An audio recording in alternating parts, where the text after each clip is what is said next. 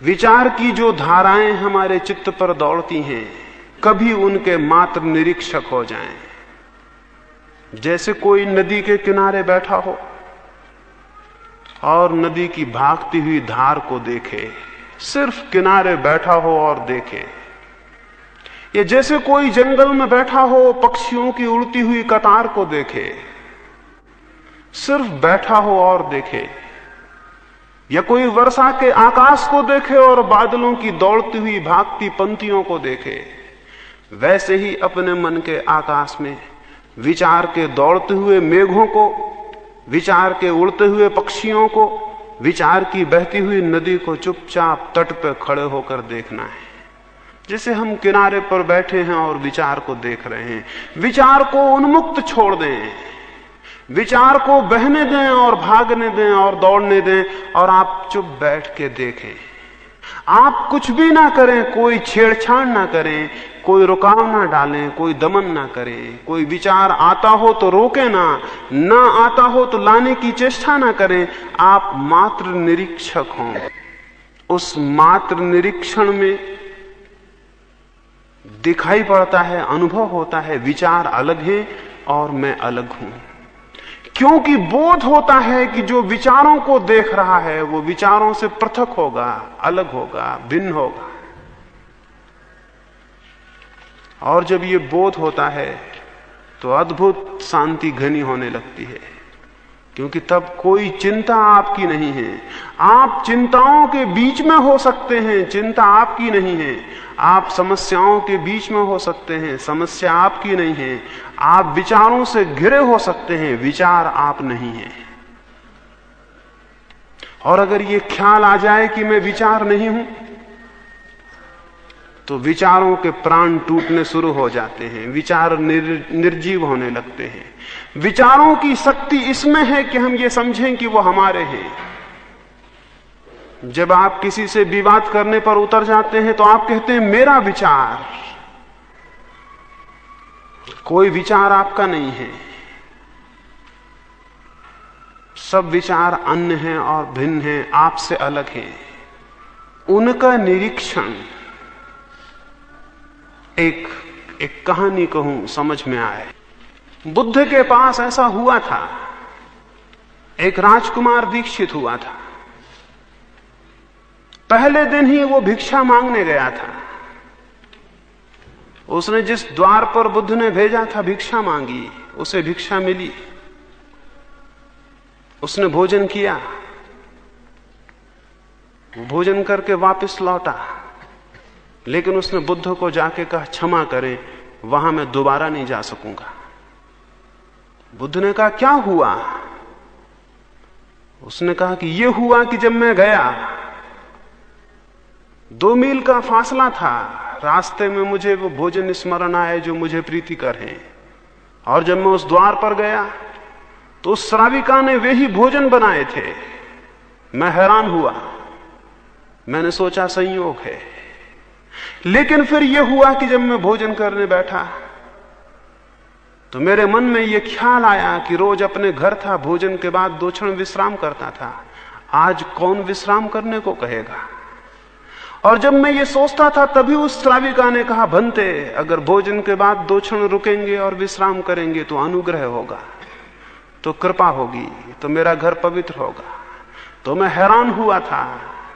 फिर भी मैंने सोचा कि संयोग होगा कि मेरे मन में ख्याल आया और उसने भी कह दिया। फिर मैं लेटा और विश्राम करने को था कि मेरे मन में यह ख्याल उठा कि आज न अपनी कोई सैया है न कोई साया है, आज दूसरे का छप्पर और दूसरे की दरी पर, दूसरे की चटाई पर लेटा हूं। और तभी उस श्राविका ने पीछे से कहा भिक्षु, न सैया आपकी है न मेरी है, और न साया आपका है न मेरा है। और तब मैं घबरा गया। अब संयोग बार बार होने मुश्किल थे।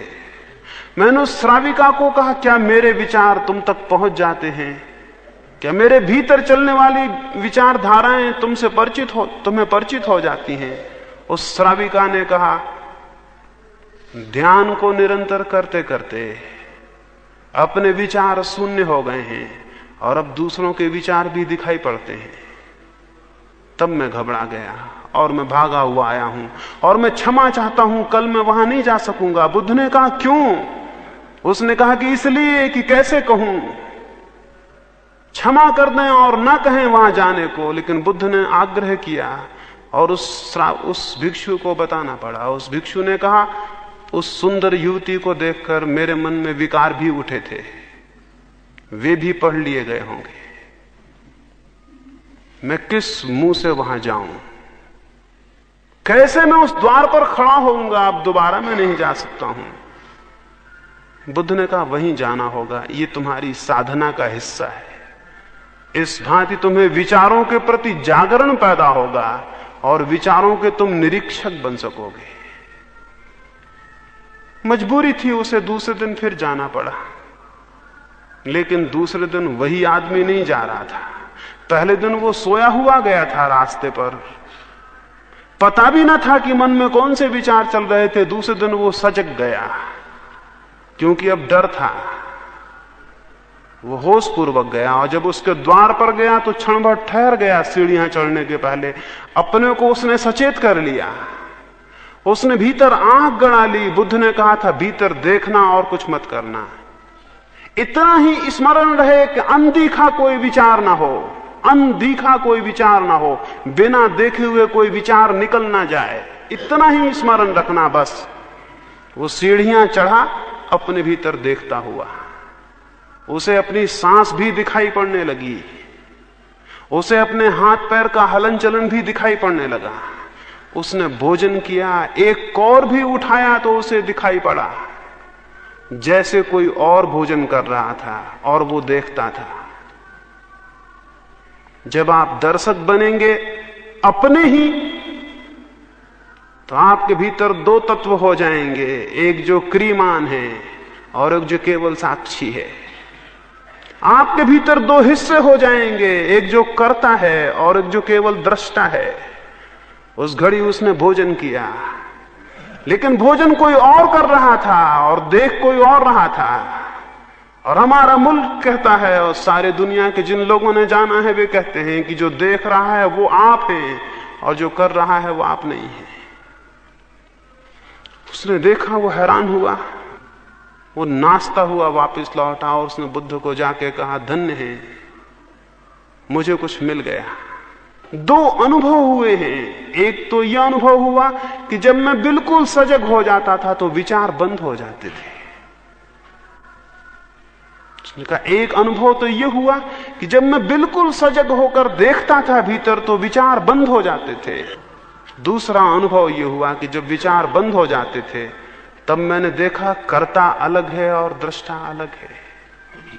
बुद्ध ने कहा इतना ही सूत्र है, जो इसे साध लेता है वो सब साध लेता है।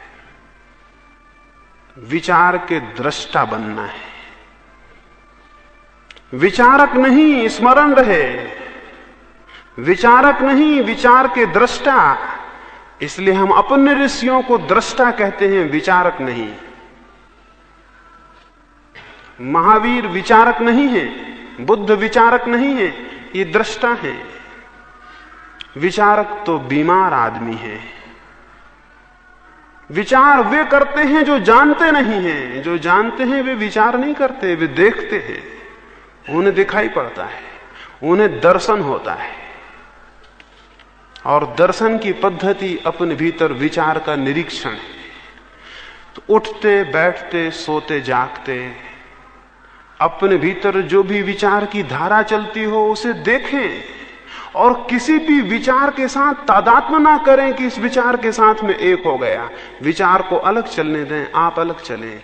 आपके भीतर दो धाराएं होनी चाहिए। साधारण आदमी के भीतर एक धारा होती है मात्र विचार की। साधक के भीतर दो धाराएं होती हैं, विचार की और दर्शन की। साधक के भीतर दो पैरेलल, दो समानांतर धाराएं होती हैं, विचार की और दर्शन की। सामान्य आदमी के भीतर एक धारा होती है मात्र विचार की, और सिद्ध के भीतर भी एक ही धारा होती है मात्र दर्शन की। इसे समझ लें, साधारण आदमी के भीतर एक धारा होती है विचार की, दर्शन सोया हुआ होता है। साधक के भीतर दो धाराएं होती हैं समानांतर, विचार की और दर्शन की। सिद्ध के भीतर भी एक ही धारा रह जाती है, दर्शन की। विचार मृत हो जाता है। तो हमें विचार से दर्शन तक पहुंचना है, तो हमें विचार और दर्शन की समानांतर साधना करनी होगी। अगर विचार से दर्शन तक पहुंचना है तो हमें विचार की और दर्शन की समानांतर साधना करनी होगी। उसको मैं सम्यक निरीक्षण कह रहा हूं, उसको सम्यक स्मृति कह रहा हूं, उसको महावीर ने विवेक कहा है। विचार और विवेक, जो विचार को भी देखता है वो विवेक है। विचारक मिल जाने तो बहुत आसान है, जिनका विवेक जागृत हो वैसे लोग बहुत कठिन हैं।